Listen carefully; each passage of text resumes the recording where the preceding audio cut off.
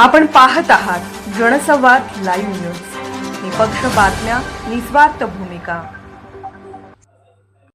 Petrol diesel gas दरवाढी विरोधात जतमध्ये काँग्रेसचा एल्गार.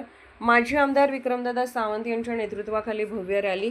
महागाईमुळे सर्वसामान्य जनता त्रस्त. पेट्रोल डिझेल आणि घरगुती गॅसच्या सतत वाढणाऱ्या दराविरोधात जत तालुका काँग्रेस कमिटीच्या वतीने जत शहरात जोरदार आंदोलन करण्यात आले. माजी आमदार विक्रमदादा सावंत यांच्या नेतृत्वाखाली शहरातून भव्य रॅली काढून केंद्र व राज्य सरकारच्या महागाई विरोधी धोरणांचा निषेध करण्यात आला. यावेळी काँग्रेस कार्यकर्त्यांनी घोषणाबाजी करत सरकार विरोधात तीव्र संताप व्यक्त केला.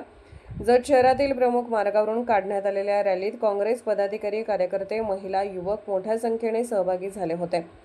पेट्रोल डिझेल दरवाढीमुळे वाहतूक खर्च वाढला असून त्याचा थेट परिणाम सर्वसामान्यांच्या दैनंदिन जीवनावर होत असल्याचे आंदोलकांनी सांगितले. तसेच घरगुती गॅस सिलेंडरच्या वाढत्या किमतीमुळे गृहिणींचे आर्थिक गणित कोलमडले असल्याची भावना व्यक्त करण्यात आली.